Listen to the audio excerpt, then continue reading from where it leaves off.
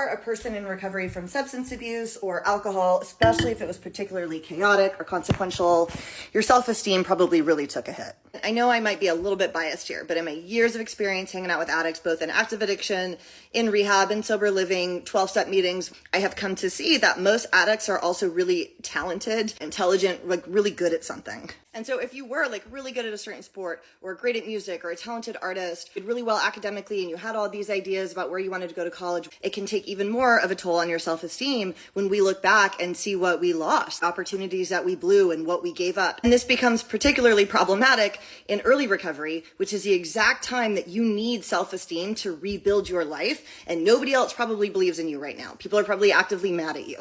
And you have to rebuild from nothing when you also feel like a loser who's lost all this stuff. And I felt this hard, right? I was in my 30s. I was in a sober living, sharing a room with like 4 other women, no car, no license, no bank account. So I had to learn to find ways to start to believe in myself over time so that I could leverage a little bit of momentum, because a lot of the momentum we get is built on past achievements. I booked this guest for my podcast, so I feel like I can book another one. Got a great review on my spin class. I can teach another one well. But in early recovery, when we've lost a bunch of stuff, maybe you even got fired and people in your industry like know what happened, it's very hard to generate momentum when our past achievements are gone.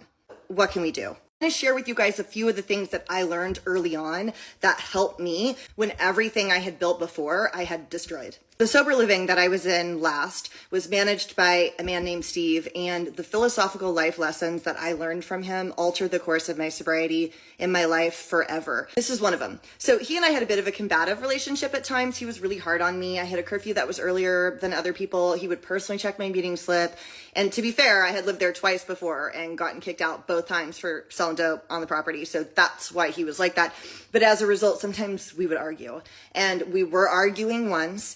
And he said, you know what, Janine, why don't you for once in your life become someone that could actually take care of someone else? How about instead of calling your mom, asking for cigarettes, hoping somebody brings you something, you for once in your life at 34 years old, become someone that could actually take care of someone else instead of everyone else having to take care of you.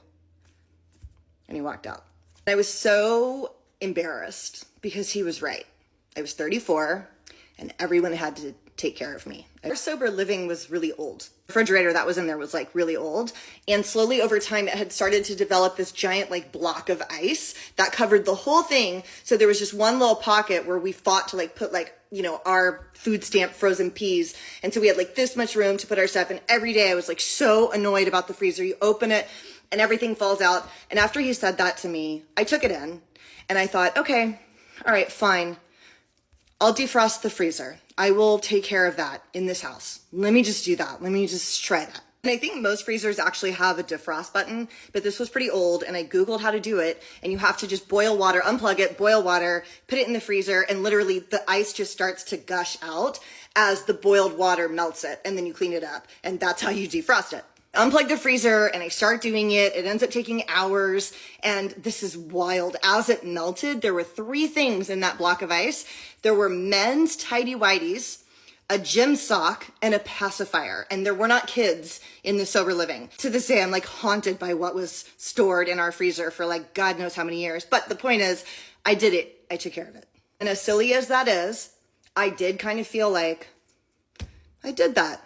I did like a domestic thing. I took care of something that another regular adult might do. Years later, I heard an analogy that exemplified what I had done and why it really did make me feel better. There's a motivational speaker and author named Damon West, who at one point was briefly incarcerated in Alabama. While he was in prison, he met a lifer, a person doing life, who shared this story with him.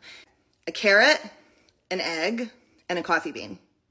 If you put any one of those in hot water, something different happens to each one. The carrot gets soft, the egg hardens, but a coffee bean energizes the water. Who do you want to be? Do you want to let your environment break you or change you?